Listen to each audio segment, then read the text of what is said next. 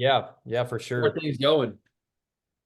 Yeah. So yeah, I got a couple properties. Like you said, building the team is probably the most important part. I mean, after I made friends with all these brokers, man, they just keep on sending me deals and stuff like that. You know, obviously some are better than others, but still, at least they're sending them to me. And so we're trying to work through a couple and watching those videos in the classroom, they're helping a lot. So Yeah. Well, that's awesome. I'm happy to hear that because it's like some people, not you, but some people will skip over that and they're like, I just mm, want to get to the deal. And I'm like, sometimes it's good to just get the people on the, get them in the right place, know what you're doing, and then start driving the bus. Because if you try and go too fast, then you kind of can skip over some other stuff and it ends up, then it getting frustrated because you're like, why the hell are all the deals not coming my way or whatever? And you're like, no, slow down for a second, watch the videos, understand what we're doing, understand how to assemble the team, and then we'll kind of go from there. You know what I mean? exactly. I found myself a couple of times. I have a question like in my head or something, and then I'll go watch the videos and be like, well, there you go. There's the answer right there. So Yeah. Well, good deal. So I wanted to before anything else gets jumping, Garrett, what's up, dude? I saw Matthew's on here. I see Jared's on here. I want to see if anybody has um anything hopping right now, anything in their pipeline. Whatever. I mean, Thomas, you're on fire right now. I want to see what everyone else has going on too. I found a property I'm looking at right now. Still trying to figure out, what the deal with it is. I'm getting Sonny to look at it right now and see what he Nice. thinks. So this thing's been sitting for like a year. I think it got foreclosed on because the city of Bessemer is listed as one of the owners of it. They're asking way too much for it. Shocking. Um, I heard, so I know somebody who actually has an office down the street from them, and apparently the last tenants left because the rate was just too high. And apparently you get double taxed. So you have to pay Jefferson County income tax and the city of Bessemer income tax if you have a business and in Bessemer. And Oh, I think that kind of contributed to the rate being too high for them. So basically that's why the old tenants left. And yeah, so I'm gonna ask around, figure out like what a really good rental rate is, and then make an offer based upon that, and not based upon whatever they're trying to. Because it's like they're asking and another problem with that is, I think there's like 7,000 square feet of office space with 9,000 warehouse with mhm. like two high bays. So I don't think it's a bad opportunity. It's a little more office than I was thinking, but Yeah. I don't know if it makes sense. If I can offer 70% of asking, I mean, I can't complain. Well, another piece So on I that. was thinking maybe just throw out like a really good. You're saying? No, no, sorry, you're coming in now. Go ahead. Okay. Y'all hear me now? Yep. Okay. Okay. I was thinking maybe just to kind of incentivize people to get in there is maybe offer a really good rate year one with just a little higher escalations, just so I can get it, leased out. Because apparently they've been trying to lease it out or sell it for like a year and a half, and they So haven't who's the got owner you said? the city of Bessemer. And then I don't know who the other one is because Who's or who's representing the property right now? I don't know. I can pull it up for you right Is now. it Sunny or is it like some real estate No, agent or whoever? no. These guys, they're not even. It's not even on LoopNet. It's on like Valley MLS. That's it. Okay. It's one of Well, those. I think it's paid in realty. interesting. Okay. Yeah. Well, it sounds like the main reason why it's not wanting to lease or it's difficult selling is because of the unfortunate tax situation. When you've got a bunch of people you got Uncle Sam in your back pocket de-incentivizing commerce. Nobody wants to, and it's amazing how I won't get philosophical, but like Uncle Sam's starting to get greedy these days. They're increasing all these taxes and trying to get cute. And it's like people are just saying, like, okay, we're just gonna go do something else. Like we're not gonna we're not gonna do business in this particular part of the country where Uncle Sam is like, a 50% partner, which is just psychotic. Like you're taking on all the risk, you're borrowing all the money, you're doing all the work, and Uncle Sam gets half of the profit. Like that's just bonkers. Yeah. So people are just starting to decide, like, man, I just don't think I want to keep partner with Uncle Sam anymore with the government. So they start moving to these other cities and states. But Yeah. either way, that's not the point. Well, that's good, dude. I mean, especially at the end of the day, I mean, one thing I would hesitate if you got 10,000 feet and 7,000 of it is office, I look at that as more of an office space than an industrial space. Would you agree or disagree? Yeah. I was kind of starting to wonder. I was going to ask you about this. Like, what are your options on converting some of that to more warehouse space? Because I feel like, How I high are mean, the ceilings? I want to say 16. Pretty strong. Yeah, so You got I can 16 pull it foot up right ceiling now. heights. I mean, yeah, you can knock out. I mean, we did that on a deal on a building. We're doing it right now. And since y'all are in Birmingham, y'all can come check this thing out. Like we're getting real close to finishing the build out. It's near downtown. We're getting really close. 514 Avenue North. Is that it? What is it? Is that the one you put in your story the other Yeah, day? 619. Yeah, 514? Yeah. yeah. It's really strong. Looking It's property. really coming together. Yeah, it's 13,000 feet, 16-foot ceiling height. It's like strong. I would say that in your situation, if there's a bunch of office, again, that just goes back to our little 70% calculator. It's super simple, right? Like Yeah. whatever the number is, just if you got a contractor, which I got a guy I can introduce both of y'all to if I haven't already, he'll give you a pretty good quote. I'm not going to say he's not going to make a profit, but at the end of the day, the number is the number. Right? It's just a math equation. So when y'all have the chance to go and say, hey, the rehab on this building to reduce this office down from 7,000 feet down to maybe 2,000 feet or whatever it is. I like it to be less.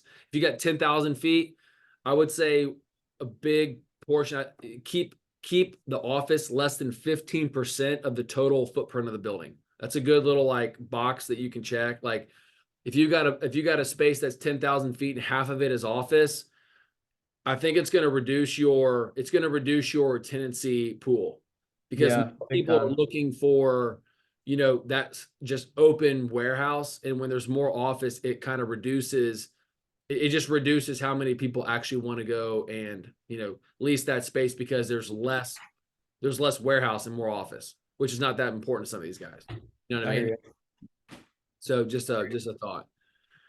Cool. All right. Well, thoughts, questions. I don't know. These bi-weekly calls. I really want to just answer everyone's questions. I know Thomas shot me an email actually just a couple hours ago on a building that he's looking at right now up in Coleman. So I was going to kind of underwrite that thing live for all of us, so where we can get a good understanding. I haven't really even looked at it, so you're going to get me kind of being just raw and going at it. Which I think that's kind of half of the fun. But I wanted to make sure if anybody else that's on right now, if they had questions or thoughts about where they are on certain deals, what's going on. That's kind of what I'm here for. Anytime that I can, So does anybody have thoughts or questions? I can kind of jump into some other things that we're working on. Sweet. Okay, cool. All right. Well, let's just get into it then. So again, I'm gonna shoot whatever what Thomas had shot me earlier today. So let's do this. Let me get all my stuff in order here. Sorry. There we go. Okay, cool. So there we go. All right. So this is a building that Thomas had sent me. I guess just today he's been looking at it. Building over in Coleman, Alabama. Again, I'm going to underwrite this thing live. So this is not like I've looked at this. So this is going to be kind of fun for me even too. So I'm just out of the gate. I'm kind of seeing call for pricing, not important. And to clarify too for everyone, you're looking at a building like this. I was talking to another guy about this actually over the weekend. I don't ever think about what the asking price is. It's so irrelevant. It doesn't matter what somebody is asking ever. Like I don't give a shit at all what someone is asking for a property. It doesn't matter. Like we have the underwriting, we have the metrics, we understand what the value of a property is based upon our underwriting. And so when we have the firepower to go in and say, hey, look, this is what we're offering. Because I said this the other day, actually, I was talking with Zane. If Zane's on, there he is. There's Zane right there. Talking with Zane the other day, and some guys are like, "Hey, it's really difficult to, find a deal right now, right? I can't find deals because X, Y, and Z, or piecing together a deal inside of the metrics." Because let me pull up our. Oh, also by the way, too, if y'all look in the Sierra Collective contents, I updated a little bit. I've got some new guys that are on here that have some new info. So if y'all need more people, I've got more guys in our contact list. I forget what I was just about to say here. Oh yeah, here we go. Request. So this is kind of, everyone has this already. It's a request for a financing template, of course. So it's got to, obviously, the deal needs to check these metrics, right? That's what we talk about. If they check all these boxes, we can submit that to our network of champions and we'll get it funded, right? That's the game. But some people have said, oh, well, it's difficult for me to find deals because it's hard to find all these metrics on one deal. Well, I would almost challenge everybody and put the ball back in your court and say there are plenty of deals. Again, I'm not a LoopNet guy. I'm not a Crexy guy. I'm more of using my brokers. But if you haven't built the team out yet and you're trying to find deals and you go on LoopNet, literally just use the pro forma, back yourself into these metrics and these ratios. That's going to spit out a purchase price for that property. It will spit it out. And at that point, it's like, I did this in a video the other day, kind of like jokingly, but also serious. Like Derek Jeter, the baseball player, Hall of Famer, they were like, "Hey, Derek, you're 0 for 16 right now. What's the sitch? You haven't got a hit in 4 games." And he's like, "Well, that just means I'm one at bat closer to my next hit. Like the math just says mathematically, I'm closer to my next hit than I am my next out. Like it's a math equation." So if we know that we have to hit, our deal has to hit these metrics, we can punch those into, whether it's PropStream or whether it's LoopNet or Crexy. You tell your broker this, he's going to tell you, well, I don't know, man. There's just not a whole lot of deals out there that are like that. Well, then you do the math on your spreadsheet. This will auto-populate, if you think about it, this overview column right here. This will auto-populate all the metrics that you need in order to know, okay, what's the net operating income? What's the market cap rate? Okay, what's our debt service? Like, you're going to be able to pull this out quickly. And once you hit a deal that hits all those metrics and the guy's offering $3 million, but your valuation comes back at 1.888 or 8.9 or whatever it is, who gives a shit? Make the offer at 1.9 million, right? I mean, like, at that point, you know that your math is financially sound and you know that this is the deal that's going to make it work. Who cares what they're offering? It is totally irrelevant, because that guy, I mean, he could be out there just, again, 2 years ago thinking that his building is worth what it was 2 years ago. It's just not these days, because just debt is different. But on top of that, if and when the time comes, what happens if this guy's getting divorced? What happens if he's about to die? What happens if there's a bunch of people in a trust that have issues? Somebody's getting, him and a business partner are split up. You just don't know. So if we're out there making offers based on our criteria and the metrics and the ratios that are important to us, we make 50 offers. Yeah, we might get 44 of them to say, this is guy, I'm not talking back to this guy because this guy's a total idiot. But who's to say that those 4 or 5 guys don't respond and be like, I gotta sell. I've got to sell. So yeah, let's do the deal. And then you've got to deal with every single metric that you need. Therefore, we got a property and we can take this to the network of champions and we're freaking moving and shaking it. We're doing a deal, So that's kind of where my head is on, our must-have metrics and then making offers, right? There's so much stuff online that we can offer on. We back ourselves into the number based upon what our pro forma says, what the math says. And once we get that, we're going to get a bunch of no's. But honestly, you're only one triple net lease away. We always say that. Like, we're literally one triple net lease away from getting where we want to go. So that's going to be kind of my little quick pitch on that. But if we go in, does anybody have thoughts or questions on that? Like where my head is on, like, how to make offers on those deals? I think Matthew put a question in the chat. I found a lot of properties greater than 40,000 square feet. Matthew, it's absolutely okay. 10 to 40,000 feet is the reason why we say 10 to 40,000 feet, is because that tends to be the largest tenancy pool probably in the United States. Something smaller than that ends to be, you start dealing with, dentists and doctors and doctor's office, which I'm not knocking this, but I don't really like to deal with secretaries named Helen that worry about the thermostat, right? I don't want that to be my tenant. I don't want her to be calling me and say, well, you know, Nolan, the thermostat's supposed to be set at 74 degrees, but it was actually sitting 75. And, you know, I'm just uncomfortable because I was like, I don't give a shit. I don't care, you know, whatever. Versus I'd be like, I want to have but anything larger than 40,000 square feet tends to be a more conglomerate style business, a more established business, which is totally fine, but there's less of those. Therefore, your building might be vacant longer, right? You might have a more stable tenant when they actually sign up, but you might have a longer holding period, right? So the only reason I decide between 10 and 40,000 feet is because I feel like that's the pipeline of, that's the fairway of blue collar USA. So many tenants are looking for 10 to 30,000 feet, right? 40,000 feet, even on the high end. Like so many businesses, like I got a tenant right now that's in 27,000 feet, and he just bought a business from another guy. And he's not even that he's not even that of a successful business owner. He's successful, but he's not like crushing millions of dollars, but he needs 27,000 feet, you know? So I guess what I'm saying is, people, regardless of the income and the gross and the net income, like business owners need square footage. And so the higher that you go, the less tenancy pool.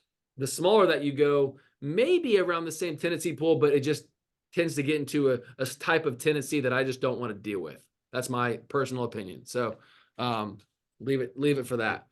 So I want to make sure I answered. Okay, got it. So is it not smart to look at deals above 40,000 then? I don't think it's not smart.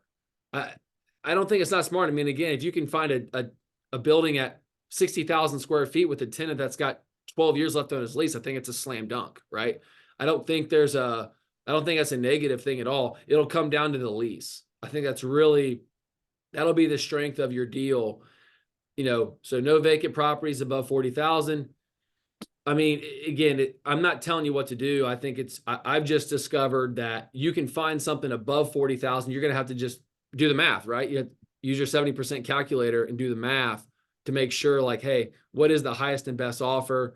You might even want to put even like a projector. I might even improve this and include I might even include like holding costs, you know, that kind of thing, because it's vacant. So that'll be something I will update for everybody by the end of, by our next call for everyone to see. So, okay, so let's just underwrite Thomas's deal as we're sitting here. Okay, so everybody has access to our acquisition blueprint, right? I mean, of course, we've got. I don't know if you guys have watched any of these videos or not, but each video is specified for each individual step in, which is where we are, which is really the most important piece is phase one right now, is finding deals. Okay. So if you have any more thoughts or questions on any particular step of the acquisition blueprint, there's an individual video specific for that step. Okay.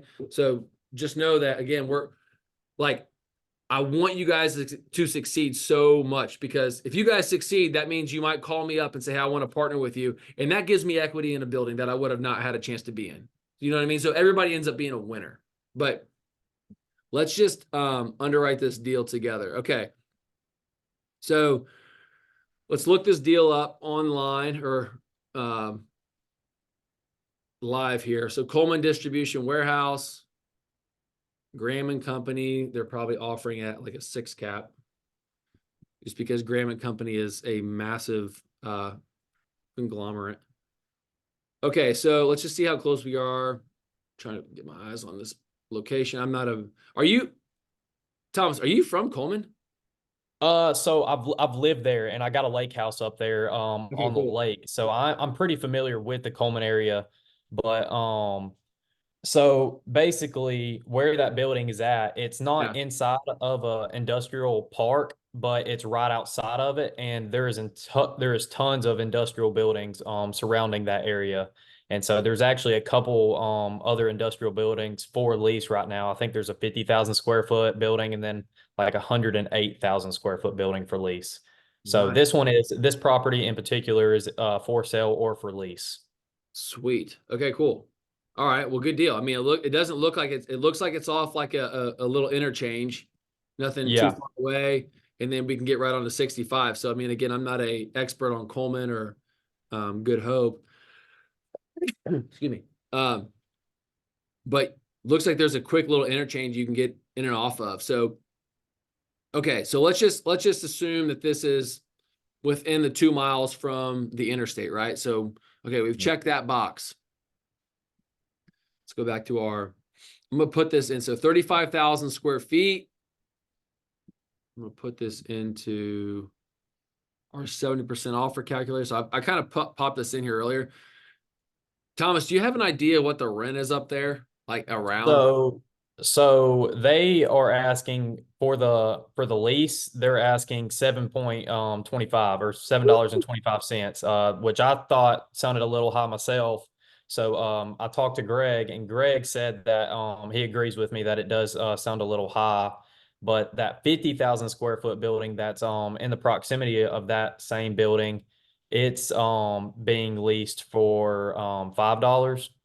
Okay. So I guess we got between $4 and $7. Yeah, I was gonna say, I mean, it's a nice building. I mean, like this is sweet. This is a nice space. It's got 1, 2, 3, 4. I mean, maybe at least 4 roll-up doors. I mean, strong real estate. Just looking at like finish office there. I mean, 3,000 feet. So you're looking at less than 5% of, or less than 10% of the gross of the footprint of the building is office, which is awesome. I mean, this is a great opportunity. And it sits on acreage. Is that what it's saying? Yeah, 8 acres or almost 8 acres. Yeah. 7.5 acres right here, 11 parking spaces, yeah. So you get some air conditions, yada, yada, yada. Okay. It's on a concrete slab, dock high and grade loading. It's already sprinkled, which is a big deal, believe that or not. Yeah. Dude, sprinkle systems are so expensive. It's unreal. Like, to sprinkle a space like this, I'm not even stretching the truth, probably $500,000 to sprinkle this. Golly, that's crazy. Yeah. And I'm not a zoning or a code expert, but I think the sprinkle system is based upon the tenancy, which is neither here nor there, but just something to think about. Like if you ever get into a building where you do need to consider, like, what type of approval that you need for a certificate of occupancy, just know that at least in Alabama, that the sprinkle system will be dictated by the tenancy of the space. And that's the number one piece out of the gate. So, okay. So looks like there's a pretty large site, pretty, some parking spaces. That's great. Looks like the space is like in pretty good condition. Do you know how old the roof is by chance? I do not. I'm assuming that it just got rehabbed just because of the office pictures. They looked pretty rehabbed, like they just look pretty new. So I'm assuming that it's in good condition, but me and the broker, we haven't walked the property yet. So we don't know. All right. Well, whenever that happens, like let me know. I don't mind making the trip up and doing this too. Okay. Okay. Let's do $5 a foot. I think $5 a square foot is probably strong. Like I think that's a good number.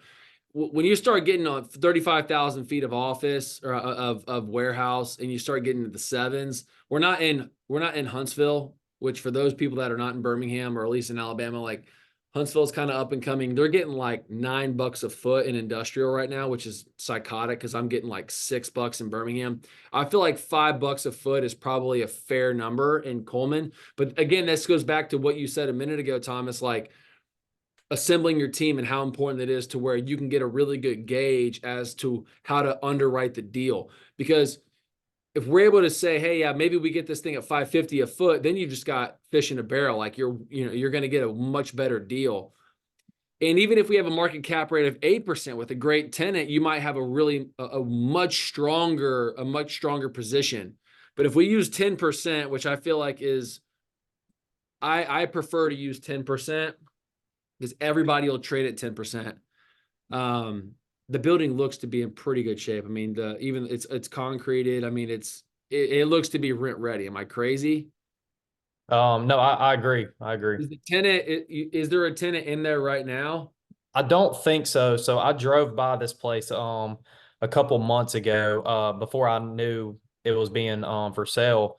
And I want to say it used to be like maybe they had some like think I've some kind of business in there, but it might have been very short term because I don't think they were in there long. But I Is believe it is completely vacant now. is it next? This is a long shot. Is it next to like a baseball field? Not really. I mean, maybe like 5 or 10 minutes away from one. That's not it then. Okay. It's right by an Applebee's. Trying to think. I think I've driven by this place. So okay, here's what my thought is. Number one, I'm just looking at the site as it is. Like this is, I mean, the building looks good. Maybe paint this bottom like a different color, whatever, right? That's not going to change the price of poker. It might change something from the highway. Like somebody might say, "Ooh, that might catch my eye." I would consider, potentially putting some type of something right here with like your tenants, your tenant's business, and that might cost a little bit of money. Let's just use 50 grand. Is that fair? Like 50 grand for rehab costs. I mean, I think even more so too. Let's say you already have a CO, maybe you don't. There's a couple things you have to work through. I think 50 grand is just like a number that makes sense just to give you some wiggle room. Okay. So if we're looking at this space, 35,000 feet. Again, these are the four metrics that we got to have: the building square footage, the market cap, rent per foot, projected rehab. I only think 50 grand is a good number because, again, you go, what if that tenant would like to have some type of, a sign out in front or something, right? And that might cost X, Y, and Z. You might be able to charge $550 a foot at that point, right? You might be able to charge more money. That'd be sweet. $550 a foot, but that will also dictate that just changes everything. But I think $50,000 is just always a solid number, especially if something's rent ready, because it just makes your offer stronger. You know what I mean? Is that fair to say? Right. Yeah. So, okay. So in this case, again, we have our four metrics. Again, we're not 100% positive on the rent per foot. Market cap rate could probably even be, especially with a certain tenant, it could be maybe a little bit lower. You might even be able to pop it at like a 9 cap, but I really like 10. I think it strengthens your offer even more. So just to run through this again, 1.75 million is the true intrinsic value of the building when it's leased up, right? It's just 35,000, multiplied by $5 a square foot. You divide that by the market cap rate, and that's going to spit off 1.75. Do we all follow how we got to that? Mm-hmm. Okay. Yeah. Run it again. 35,000. I mean, pull up your calculator. $35,000. You multiply that by 5 or $5 a foot. That's the market rent that we're expecting to get. You divide that number by the market cap rate, which is 10% or 0.1, and that'll spit off the intrinsic value of the real estate. That's what the appraised value, quote unquote, will be. Okay. So then we just multiply our intrinsic value by 0.7 because we want to be able to refinance this equity out of the gate, refinance our equity back out. We subtract out our rehab costs, and then we subtract out our leasing commission because that's going to cost us money too. We gotta lease this site. So our highest and best offer, and this is kind of, I would say this too, Thomas, like this is where when you're looking at, what are buildings being bought and sold for up there, right? Or up there. If it's around 48 to $60 a foot, you got something really strong. If you're selling it for $50 a foot and you're buying it at $32 a foot. So the highest and best offer,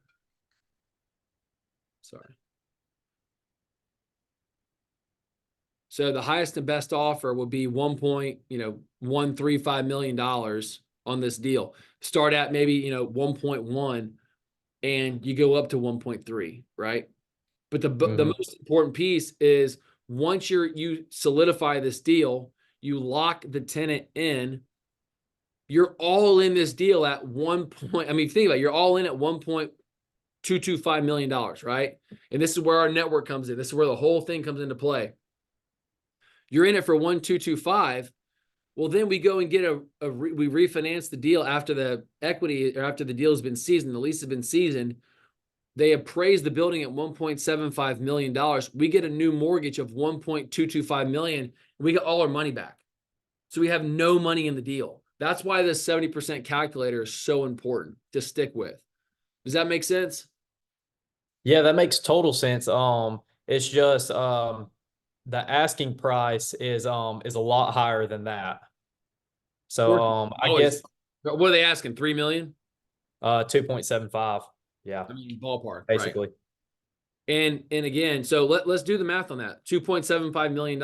Well, okay, 35,000 feet. We'll find this number. We'll find this intrinsic value. I don't know this number. So they're asking 2.75 million. I'm willing to bet they're probably going to trade this at a 7 cap. And they're probably asking, what'd you say, 725 a foot? Yeah. So asking at what, an 8 cap, then? Are they asking that at 10 cap? They're asking at 9 cap. Does it need to be 70% off, even if it's like a fully renovated property and ready to go? Say that again, Matthew. Like, does it need to be 70% off if it's like a fully renovated, ready to ready to rent property? Because It's not 70% off, it's 30% off. well, I mean 30% off. Sorry, yeah. Yeah. I mean, I just even like that, 30% off. What's that? I'm sorry. Isn't that a lot even for a property that doesn't need to be like no work has to be done for a tenant to just go in and move in? Isn't it need to be more like 80%? Isn't that good or no? No, I don't think you're wrong. Again, this is the math of a vacant warehouse. Like this is just it, and I've said this before. If someone is wanting to, for example, these Graham and Company, which are billionaire, it's a billionaire fund or a billionaire firm in Birmingham, in Alabama. They can kind of play hardball because money is, they have more money than God. But the kicker is when you've got a vacant warehouse, you need to be compensated and you need to be rewarded for taking on risk. Period. Dot. Full stop. Like hill that I'm willing to die on. You cannot buy this property, and I would not advise you to buy a property at a 10 cap or whatever this number is of a vacant warehouse. Like that's not fair to you. Like you need to be compensated and again rewarded when you buy a building that does not have income. Like residential real estate has more intrinsic value when it's vacant than commercial real estate does. Like think about it. If you got 10 houses in a cul-de-sac, I've said it before, 10 houses in a cul-de-sac all going for 300 grand. It doesn't matter if you have a house that's occupied, it's probably worth less when it's occupied than it would be if it's vacant, because in a vacant house, you can move immediately into it. So residential real estate has more value when it's vacant or when it's vacant than it does when it's occupied, which is the opposite with commercial real estate. So what I'm saying is, if you are going to go and buy this property, Thomas, hypothetically, right, I would advise you to be rewarded for taking on risk, if that makes sense. Like at Graham and Company's offer, you are not being, or whatever they're offering it for, they're not rewarding you, or you're not being compensated for the risk that you are undertaking, if that makes sense. Like you're buying this property at an 8.5 cap rate at a rent per square foot that's not being generated. You're not earning, this is not being currently earned, right? Like nobody's earning this, even if there was no rehab, right? Like they're asking 2 point, what was it? 2.75 or whatever it was. Yeah. I mean, it's like 9.25. That's about what it is. They're offering a 9.25 cap rate. And it's like, it just doesn't, like, you're not being rewarded for that. And that's not fair to you. So that's why I always say, like, I always personally like to do business with people that I'm more sophisticated than. When you're dealing with Graham and Company, they're smarter than all of us. They have more money than us, and they're smarter. But also too, but it doesn't have to be for Graham Company, whoever it does. It doesn't matter. The point is that they're asking you, if you were to buy this property at what it's offered at, you still have to go and lease the space. And you don't have, like, you're buying a property at a massive price, and you're not gonna be able to refinance any money out. Like, what bank is gonna lend you money at this number? It's not gonna happen. You know what I mean? It just won't happen. So right. That's really the pitch, is to the sellers, like, look, dude, it's no wonder why it's sitting, right? Unless somebody has 1031 money and they've got to park it because they'd rather buy something at a discount than pay Uncle Sam, So does that make sense? Yeah, totally. Let's say me and Zane went over this right before the call and everything.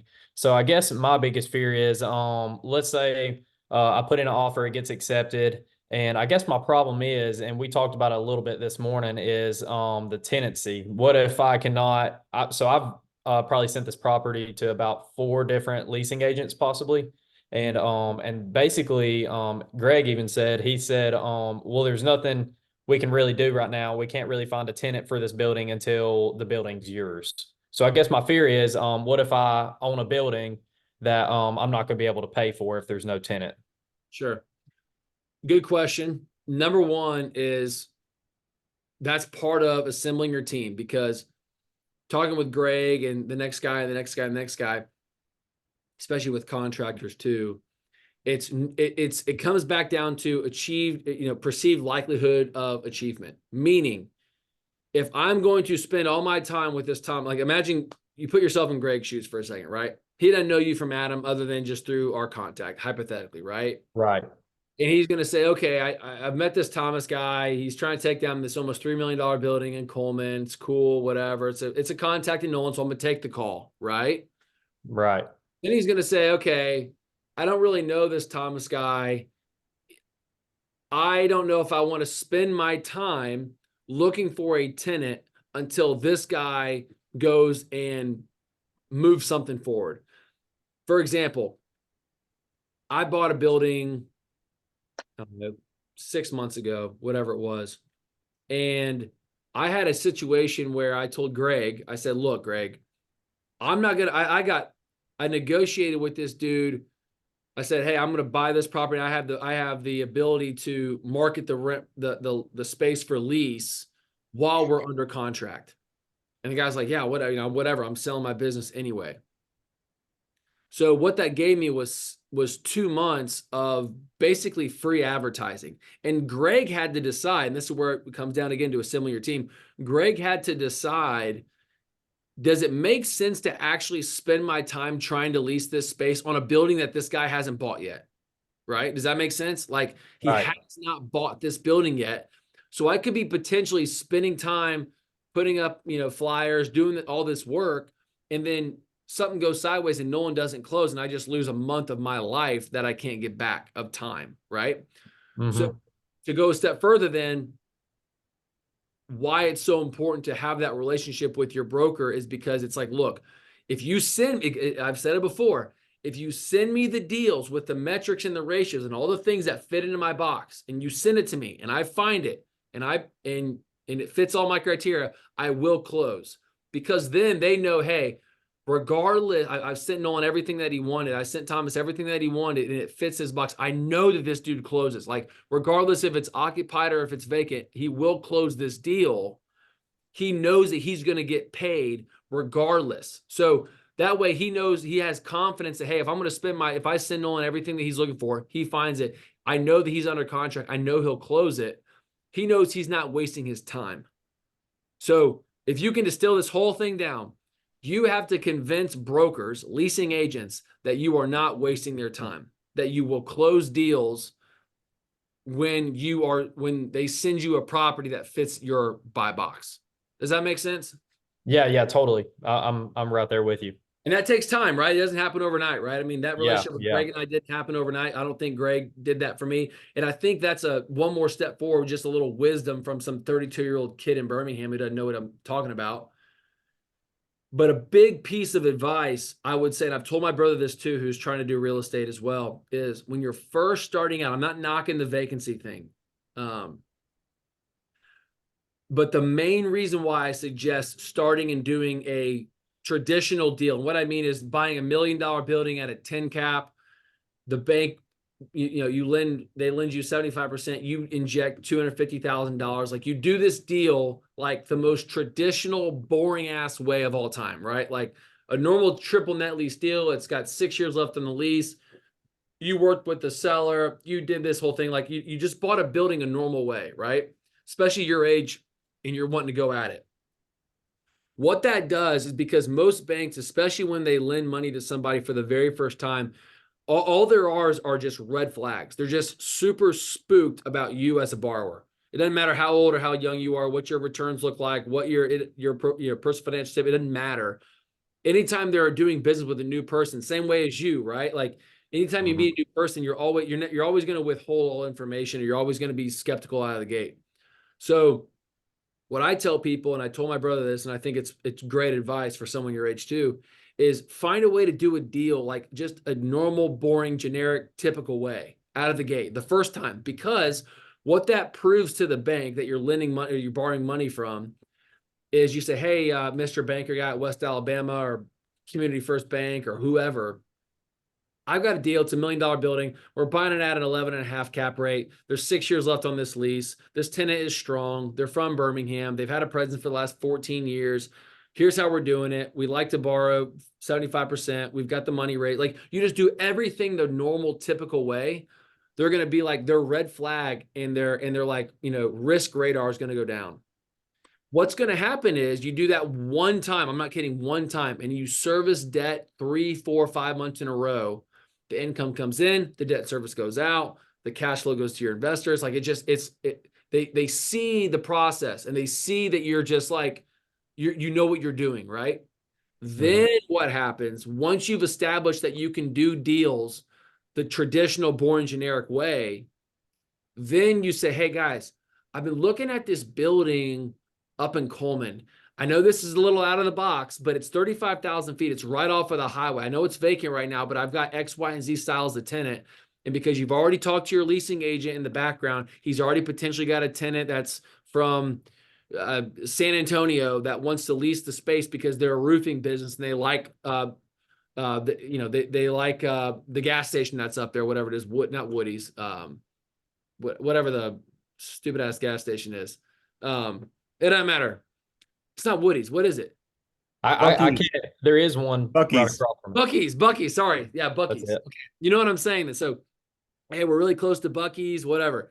And so they're like, you've done all this homework, you've done all the background. Say, hey, I'm looking at this site, and I think that we've got a really strong tenant that can come in. Now, I understand, Mr. Banker guy, that this thing it's vacant, right? It's vacant, but look at what it's going to be worth because I'm buying it at this number. I'm buying it at this 1.18 number, but it's probably going to be worth $3 million when we're done with it. And there are going to be some holding costs, blah, blah, blah, blah, blah. But this is the whole point. This is what the game plan is. And then the whole point is that you establish yourself as an accredited borrower, somebody that understands real estate, number one. But then you get to the second point where you can create a new offer to the bank by saying, hey, look, I know this is a riskier deal, but I can present this riskier deal to you because I know how to do a safe deal, But if you do it the other way, where you talk about a risky deal first, you just become a red flag borrower, and you can't rekindle that flame, if that makes sense. That's 100%. my experience. And I burned a bridge up in Indiana with one bank when I did that because I was just like you, want to get after it, get creative, because that's what they said on the forums on Bigger Pockets. But I did this deal with a community bank up there, and I did it the normal way. And then they were coming to me asking me to go find the next deal for them because they went and got a new, package of money from the Fed, and they were wanting to deploy it with people that they trusted. And then you present back to them and say, well, I got something. If it's not a typical deal, it's a little more creative. And they're like, well, shit, that's okay, because we see that you know how to do a normal deal. And so now they don't look at you as risky, but they look at you as sophisticated and creative. So it switches their view of you in their mind, if that makes sense. Yeah. And just hitching off of what Jared said, that's what me and you talked about this morning, right? Like a purchase option. Yep. And Jared just motion raised purchase option, another way to mitigate that risk if you're worried about vacancy. No one helped me structure that one we're about to sign. Exactly. I mean, that's what we talked about this morning, is the options, another great move, especially when you're just getting started. It buys you time, and it allows you to control a massive piece of real estate with like very little money. Okay. Is that something on the seller, probably say that one more time? It just depends on the seller as well. I mean, like with Jared, he's developed kind of a little rapport and some, a relationship with that seller. I could be wrong, Jared, if you want to, correct me. But basically that guy they've been going back and forth and having some dialogue. And that's the reason why I think that option is going to work for Jared. And so for you, maybe it could work too. You could position that opportunity, especially if it's, if they're not getting any action, they might entertain an offer, similar like that. You know what I mean? Okay. I have a good friend that works for the company that owns this building, and all I know is basically I think they just they switched buildings just because they need a bigger space or whatever. So they're just leaving this one vacant. So I'm hoping that my friend can probably hook me up with a seller or something, and we can work some stuff out. I mean, 100%. And to go on a step on top of that is, if you are familiar with the actual seller, you might have the opportunity to go and have them leave some money in the deal, which that's where the seller financing calculator would come into play. Have you got your eyes on that as well? Oh yeah. Oh yeah. Good, good. Yeah. So you got all the you got all the templates and spreadsheets to make it work. It goes back to what you were saying. It's figuring out what problem that the seller has and then providing a solution. I mean, that's really what it is. And then the bankers have a problem. They want to lend money to sophisticated borrowers and to people that they trust. So how do we become sophisticated and trusted borrowers? I think it's by doing deals like the normal, boring old way out of the gate. And then after you do that, like for example, I'll give you an example of a deal that I did with a banker. I got a building that's in Tarrant, which is like northeast Birmingham. And I have really good debt on this building, like 4% interest on that. I bought this like 3 years ago. And the debt is just so good. I basically have increased the rents. I've done the whole number, whatever. And I've talked about this already on our calls, but I didn't want to go refinance the entire mortgage because I was going to get debt at like 8%. So it was going to almost double my payment.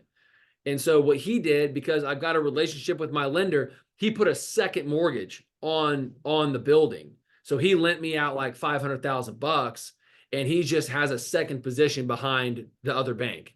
So I've got like a first position bank mortgage with like a local bank, and I've got a second position mortgage with another local bank. Because I've got great debt on the first mortgage, I took another mortgage out because I had a partner on it. I basically bought him out with the debt from the second mortgage. So the bank wrote me a check for 500 grand, and I wrote my partner a $200,000 check, and I got 50% equity in the building. Now I have 100% equity in this building with absolutely no money now.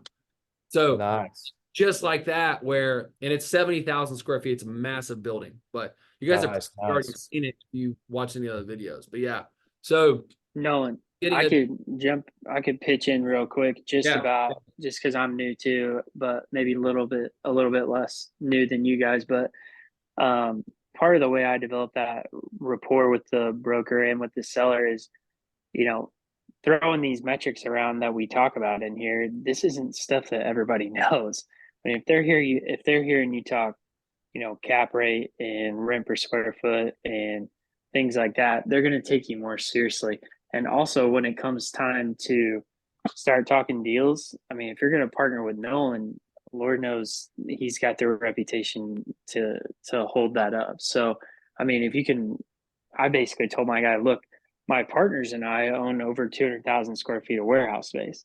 Well, I don't own anything, but Nolan does. So. That's right. And you're not stretching the truth. I mean, you can say your partners and I.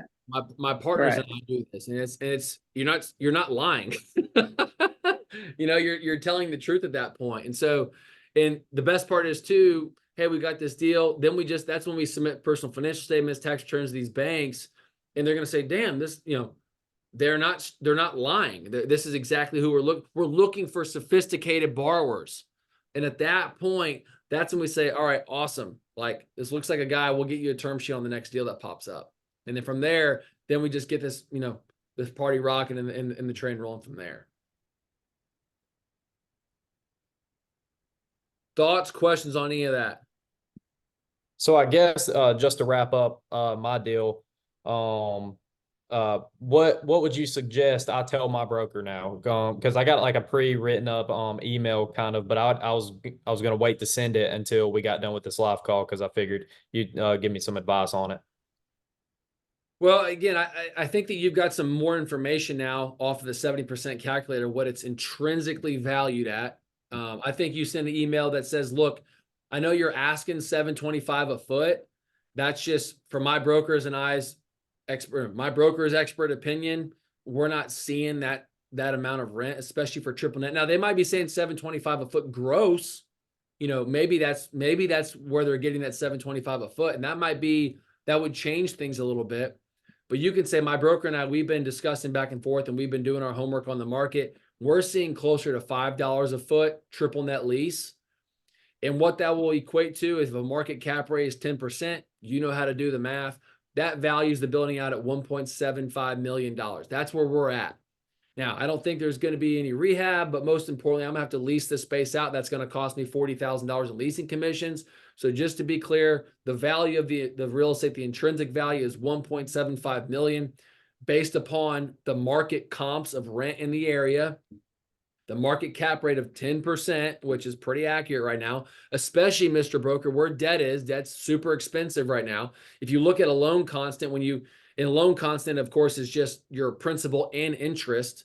You know, your interest rate is 8%, but your loan constant is going to be 9.5% because your monthly payment is not only the interest, but it's also the principal. So you can almost go back to your guy and say, my loan constant is going to be 9.5%. Which means that now my debt service coverage ratio is going to be 1.15, which no bank's going to lend money on. And from that point, then I just, then I can't provide the cash on cash return to my investors at that number. So you can go back and say, look, guy, if you got some guy that's got 1031 money and he's willing to pop it with cash, you go, Glen Coco, you go for it. Like, crush that thing. But my investors and what this does is oozes confidence. It oozes sophistication when you're throwing out metrics and numbers that are true. They're gonna be like, damn, this guy knows what he's talking about. We can't fool him. We can't slip one by him, But that's the way, those are the words that I would use. And if you need help, doctoring that email, of course, I'd love to help. Just let me know. If you want to send it to me first, I'll put my little spin on it and I'll bang it back to you, and then you can blast it off. If you like. Okay. Yeah. So, I don't know that, or I haven't talked to the seller. I'm just letting my broker talk to their broker, of course. So, yeah, that's who I'd be sending the email to, is my broker. Yeah. We'll just Yeah. be like, You hey, probably bro, know him. Austin Blair. You know him? Have you heard of him? Austin Blair? I don't think so. Okay. I forgot where he works, but. Well, either way, send me what you got. I'll send you back what I would say, and then say, Austin, forward this to their guy. And then what that's going to do is just going to create, it's going to create competence in that email. If that makes sense. Yeah. Yeah, most definitely. Yeah, I'd love some help with that. Okay. We'll shoot that over to me. Okay. All right, guys. Anything else? Anybody else got anything else on their mind before we get out of here? Yeah. So you think, you got it. You got it. You can go ahead. All right. So what do you think about, so I was telling you about that building in Bessemer earlier, and I was talking about knocking down maybe 4,000 square feet of office. Do you think that's a tall glass of water for a bank to look at with, my age, even if I'm partnered with you? Well, one response to Bessemer in general is I looked at a building at Bessemer, and hopefully Zane will be coming out with our video for this. He's got to be in charge of that. Zane hears me say that. We looked at a whole building in Bessemer. We actually did a call like live with my banker on the way back from the building. And most bankers are just not crazy bullish on Bessemer. So I wouldn't, and the reason why I say this is because, this is a big building. It's like 75,000 feet. So it's a little out of our, normal, but also too, it's like I said, there's always deals somewhere. But we looked at this building, and the rehab, just to put a new roof on it and new electrical and paint, was like, no kidding, $1.4 million, right? So not to say that that's a bad thing, right? Like, there's nothing out of the gate. The numbers are just the numbers. But the point is that, like, does the rent and does the asset, the intrinsic location and of the real estate justify that amount of equity being injected into the actual piece of real estate? So, and to answer your question, you have to ask yourself, okay, if I'm going to inject, let's say you buy this thing for $500,000 and you got to put 300 grand into it, hypothetically, right? Or whatever it costs to go, and it probably won't cost that much money, but call it 150,000 to go and remove that office and open it up, right? And again, I can help you with this. We just need to be on the same page of like, what is the actual intrinsic value of the real estate when it would be leased up, right? It's the same math, right? It's the same 70% calculator. Like you can run those numbers, and I got a contractor that I can hook you up with where you can get his eyes on it. Like, what would it look like? Your leasing agent say, yeah, you can definitely get $6 a foot on this thing when it's completely rehabbed, right? Perfect. Okay, we got the square footage, we got the rent. Now we know what the rehab is going to be, which means we know what our leasing commission is. Now we know what the actual highest and best offer is, and that point from there, you can know what you can offer on that building. You know what I mean? Okay. Yeah. And if that way, once you follow that number and you say, okay, you get under contract, that's when I'll partner with you, and we'll get the champions involved. Okay. So even if it's vacant, that's when you have to cross those bridges first before it being vacant's an option for the network. No, it doesn't matter if it's vacant or not. I think as long as we have all those 4 metrics, the square footage, the rent per foot, the market cap rate, and then how much the rehab cost is going to be. Okay. I think once we get those numbers and you talk, and I can introduce, I'll shoot you a text with my contractor and stuff too. That way you can, and I'll send a connecting text to you guys so you can have that information as well. I appreciate that. Okay, cool. All right. Anybody else have anything else before we get moving? Yeah, I just had a quick question. So so we're supposed to use the 70% offer calculator if the property is vacant and the pro forma if it's occupied. Is that correct? Or I like using oops, see here. I like using the 70% offer calculator for a vacant piece of real estate. I like because the intrinsic value is going to pop up the same as it would on the pro forma. It'll all be the same. What this will help you do is back into your highest and best offer, because we don't have it's not currently cash flowing. You know what I mean? Like there is no rent being generated as of right now. That's why we have to back into these numbers. So the pro forma will throw off a number, or at least a deal, or all your metrics of an occupied property. Correct. and then for the market rate specifically, I mean, if we have the number of like rent per square foot that our leasing agent tells us like what it is, how do you get that market rate then again, the market cap rate? Okay, so let's say 10,000 square feet. Let's pop this in here. The value of land is not important. Let's say it's the monthly rent is $5,000 a month, or 50,000. That'd be sweet. And let's say the purchase price is 500 grand. So purchase that means price or the listed price? Let's just say whatever you're buying it for, whatever you want to buy it for, right? It's up to you. I think that you can. How do you find that number? What's that? You can like, how do you get that purchase price number? Like, is that just a random number you put in, or like, is it supposed to be off of like the 70% number? You can go off of this. You can go off of this this overview page right here. So I just like going and saying, if I know that on my request for financing template, I know that I've got to have these metrics, DSCR, cap rate, cash on cash return, lease, square footage, ceiling heights, all this kind of stuff. And I go back over here to the pro forma. I know that, hey, I got to hit a cap rate of 12% of 10%. I know that I can probably pay a little bit more, right? There we go. So I know that I'm probably going to have to pay 550 grand on triple net. Let's see here. Debt service coverage ratio, that thing hits. Cash flow to equity, that thing hits. Does that, I'm trying to make sure I can answer your question properly.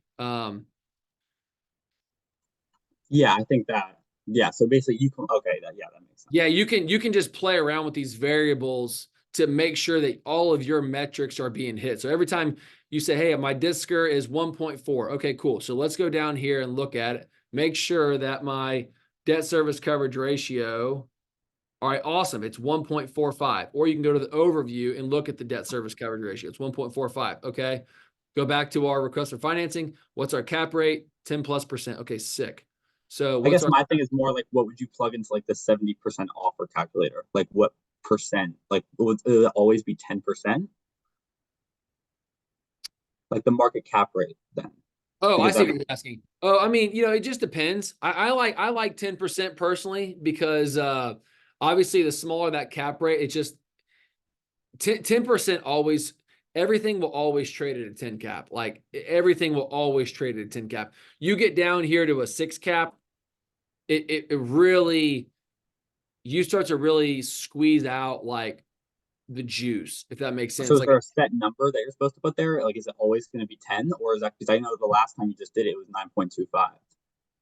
Yeah, I mean, well, the 9.25 was what Thomas's building was, they were offering at that property. So they were saying that I was just trying to get to what they were asking. So if you look back, they were saying, hey, a building at, a $35,000 building at a 9.25% cap rate at a $7.25 rent per foot is going to value around $2.75 million. That's what they were offering the building at. And I But said, that wouldn't work though, right? Technically, this doesn't have to be like minimum 10. exactly. I wouldn't buy that building. I wouldn't buy it. I wouldn't buy it at what they're. That's why I said before where the offer is so irrelevant, and I don't even, it doesn't matter to me. Like the offer doesn't matter to me at all because it doesn't affect my underwriting. When someone's offering me something at a price, I'm like, sick, congratulations. Like that doesn't, I don't care. It doesn't affect me. What Okay, matters that makes sense. doesn't Yeah, I matter. just wanted to make sure that number was 10. I just didn't know if you were supposed to move it or not. No. Yeah, you can move this.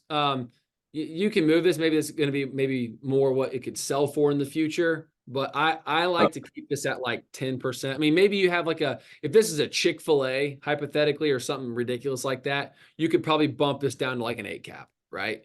Because someone's But going for to. like an industrial warehouse, for example, it should always be 10 and shouldn't be adjusted. I think so. Because it just gives you more wiggle room, like because what's going to happen is you buy this thing at a 10 cap, you'll be able to trade with a great lease. You'll be able to trade something at like at least an 8 cap. So the value of your real estate will go up substantially because someone What do else. you mean it gives you wiggle room? What's that? What do you mean it gives you wiggle room? Well, if you buy it at an 8 cap, let's say everything is equal, and you buy this thing at a 10 cap right here, 35,000 square feet, 10% cap rate, $5 a foot, no rehab. The billing value is 1.75 million. You offer $1.185 million, right? That's what it looks like right now. But if the market cap rate is lower at what people are willing to trade or what you're willing to buy for, it's just going to increase the highest and best offer up a couple $100,000.